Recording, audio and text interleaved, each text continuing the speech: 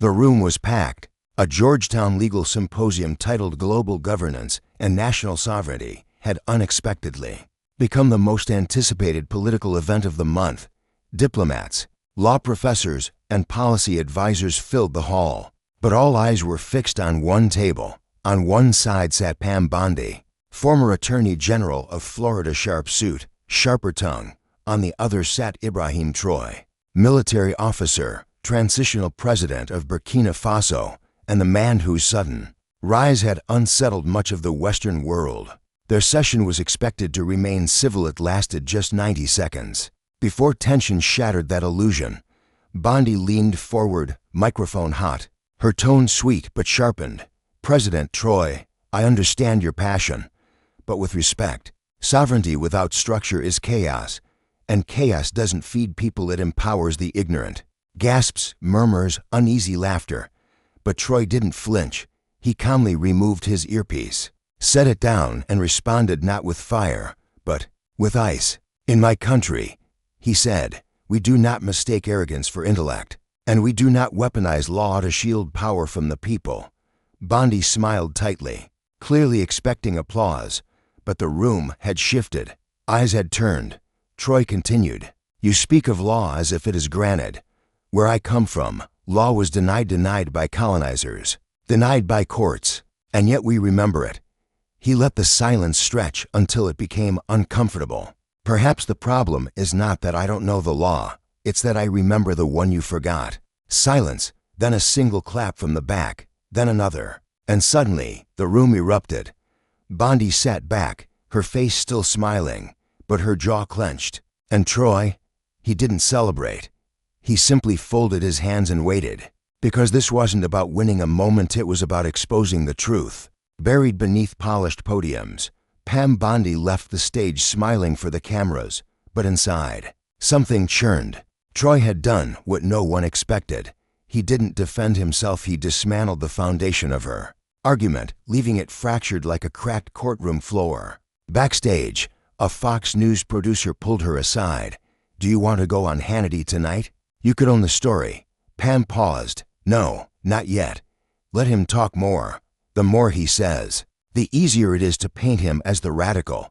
But what she didn't know was Traoré wasn't planning to talk more. He was planning to act. The next morning, he released a 12-page open letter titled The Law We Remember, published simultaneously in the New York Times, Le Monde, and Al Jazeera.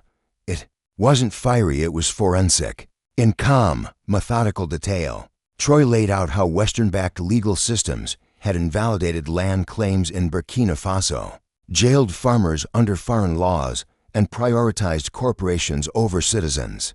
But the most damning revelation was a single clause from a 2009 American legal advisory contract co-signed by Bondi herself. While serving on a global task force, it read, "Host country may not modify extractive agreements without consultation or liability to U.S.-based stakeholders." In plain English, Burkina Faso couldn't legally change its own gold contracts without risking a lawsuit in Washington, and Bondi had signed off on it.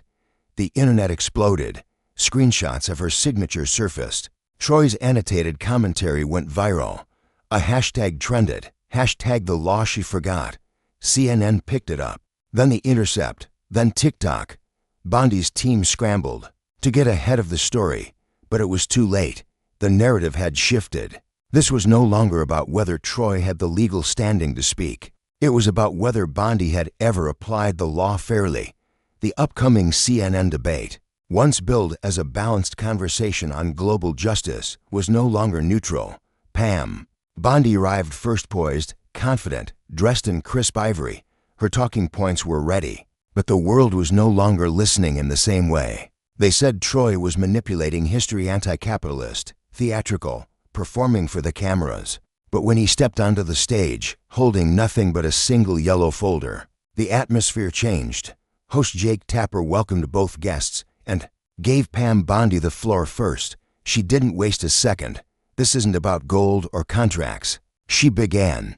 "It's about a man trying to shame the West into silence, while ignoring the instability of his own legal system."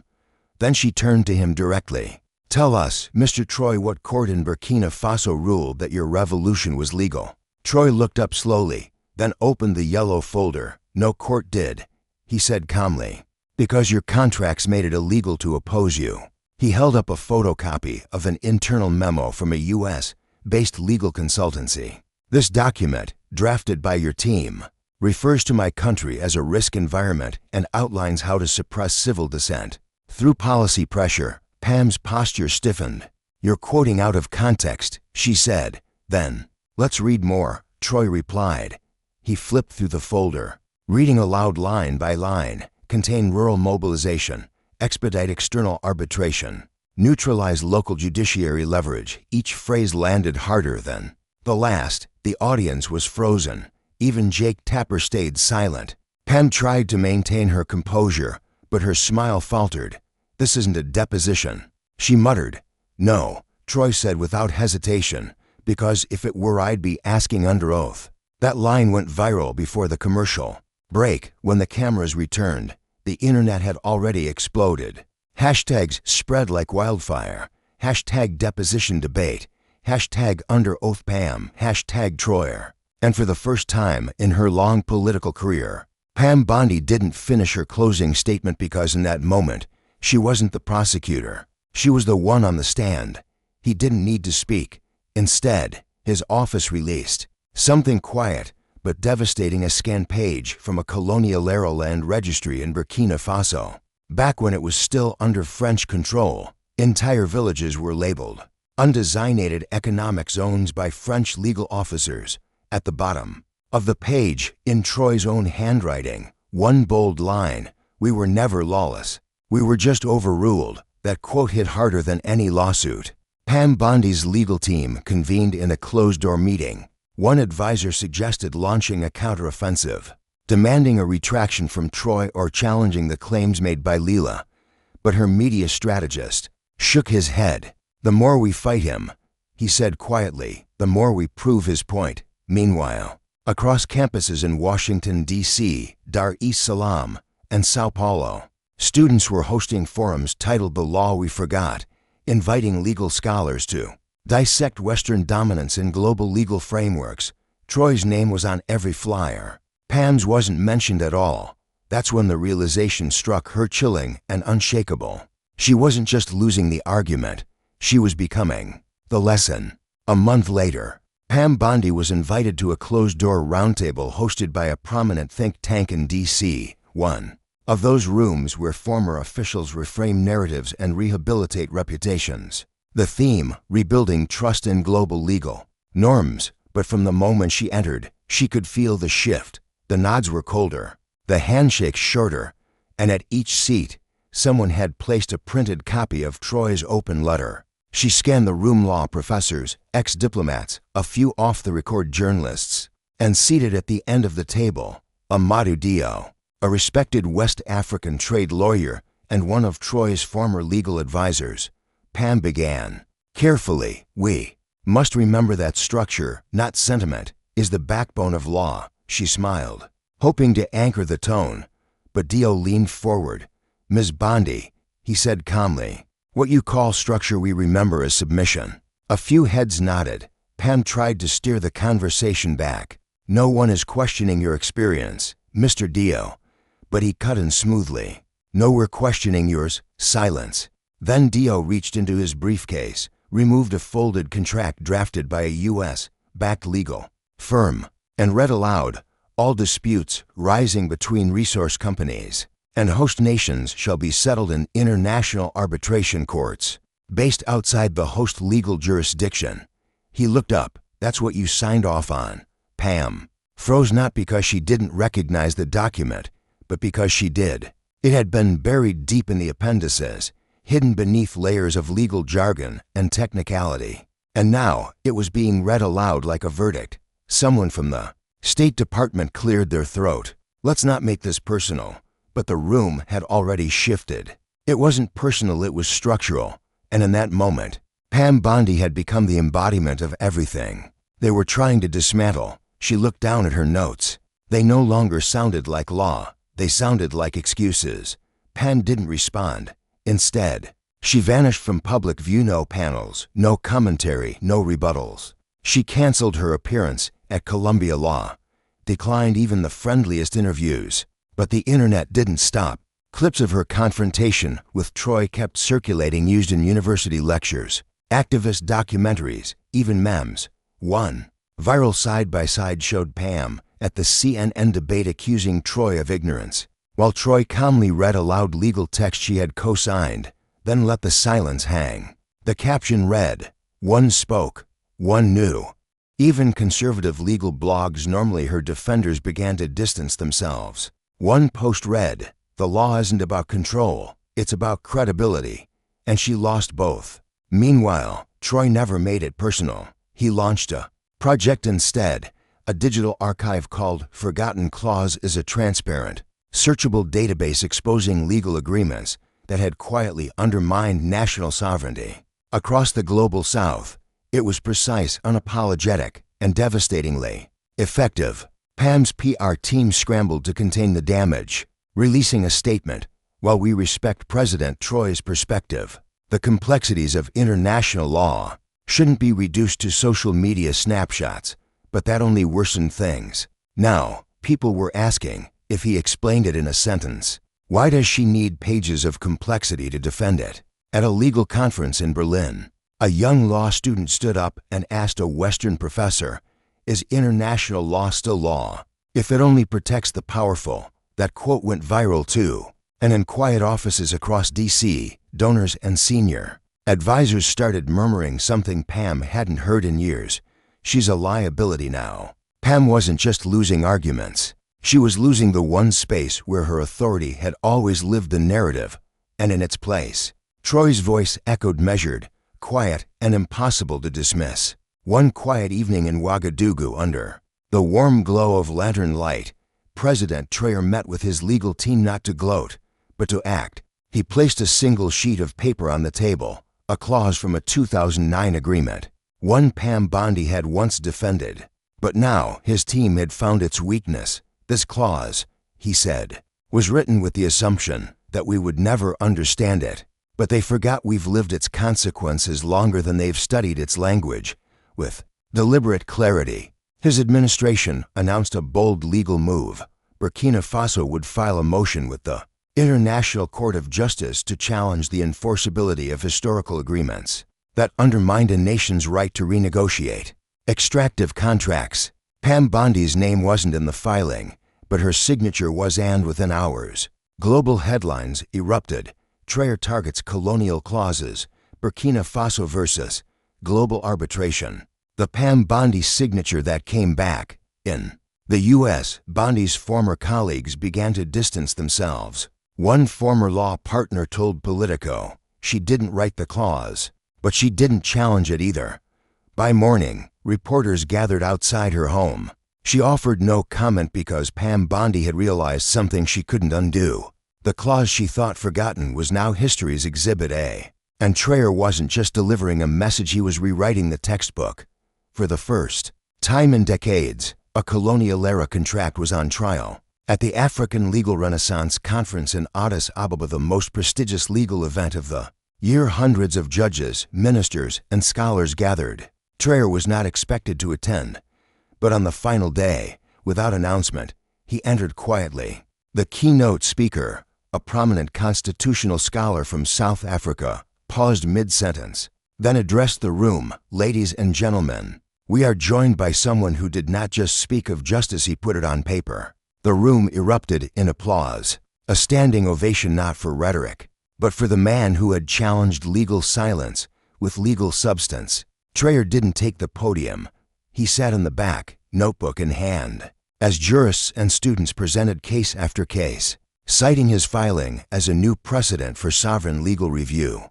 A Nigerian law professor once remarked, "They called him unqualified, now his strategy is being taught in law schools." They had never let him in, and yet, in that moment, a shift was crystallizing. Ibrahim Traoré was no longer the outsider who disrupted the room. He had become the reference point, the standard against which outdated frameworks were being re-evaluated. Meanwhile, in Florida, Pam Bondi received a formal notice. the State Ethics Board would open a preliminary inquiry into her conduct during her time on the Global Legal Task Force. It wasn't a criminal charge, but it was the first time her name had appeared on the other side of the legal table. No cameras captured her reaction. No applause followed her statement. Because sometimes the most powerful sound is silence, the kind that follows when the world moves on without asking your permission. Pam wasn't just losing influence. She had become a footnote in someone else's rise. 6 months later, PBS aired a panel on international legal reform. It featured two legal scholars, a human rights advocate, and surprisingly Pam Bondi. She appeared composed, even thoughtful, but something had shifted. Gone was the rhetorical certainty, in its place hesitation. When asked about Traoré's legal challenge at The Hague, she responded, "I still believe in order and precedent, but I've come to realize precedent isn't always justice." It was the first public concession she had ever made. But by then, it was too late, because as she spoke from a studio in the U.S., an interim ruling had just been issued in The Hague. Historical arbitration clauses that deny post-colonial nations the right to renegotiate resource contracts are not immune to sovereign legal review. Applause broke out not in the courtroom, but in classrooms, in law schools, in rural community halls across Africa. It wasn't yet a full victory, but it was validation. And it had all begun with a single televised exchange, one accusation, ignorant, and one reply, "You forgot the law." Pam Bondi had tried to discredit a man by questioning his education. Instead, she had taught the world a lesson that intellect without humility is a closed book, and power without justice is a hollow gavel. And Traoré, he never gloated. He released a one-line statement, "The law is only law if the people believe." In it, that sentence spread like wildfire, etched onto murals in Ouagadougou, printed on T-shirts in Nairobi, quoted in graduation speeches from Harvard to Lagos. And Pam Bondi? She no longer appeared on legal panels, in the public eye. Her legacy had shifted from a symbol of legal authority to a case study in forgetting who the law is meant to serve. At dusk in Ouagadougou, Traoré stood quietly before a small crowd, not at a rally, but in the courtyard of a rural courthouse his administration had just reopened. No red carpet, no press cameras, just villagers, farmers, and local judges. The only emblem behind him was a weathered wooden carving of justice. Two open hands holding a balance. He took the microphone only once. No speech, just a reminder. This ground belongs to the people. So must the law. Thousands of miles away in Florida, Pam Bondi sat at her desk, her name quietly removed from her legal advisory boards and 3 international panels. She wasn't disgraced, but she was undeniably irrelevant. Her final attempt to re-enter the conversation, an op-ed titled "The Danger of Populist Legalism," was met not with outrage, but ridicule, because the world had already answered. They had seen what justice looked like when it didn't come from podiums, but from memory, when the law returned to those it had once silenced. In academic circles, a new term began to circulate: Traoréan reform. It didn't mean revolution, it meant review, reclamation, and rewriting law with truth at the center. One quiet evening, Traoré was handed a printed copy of his original CNN debate transcript with Pam Bondi. He smiled not because of what he had said, but because of what followed. One insult, one forgotten clause, one moment. That's all it took to turn an accusation into a movement and a courtroom into a classroom. He closed the folder and walked into his next meeting not with diplomats, but with village elders. Because Traoré's mission had never been to prove the West wrong, it was to ensure his people were never unheard again. Pam Bondi tried to lecture him on the law, but Ibrahim Traoré didn't argue. He revealed. He reminded the world that justice isn't found in contracts drafted oceans away. It lives in the quiet strength of communities that never stopped remembering. She called him ignorant. He brought the receipts, and in doing so, he flipped the courtroom not by raising his voice, but by raising a question the world could no longer ignore. Who does the law really serve?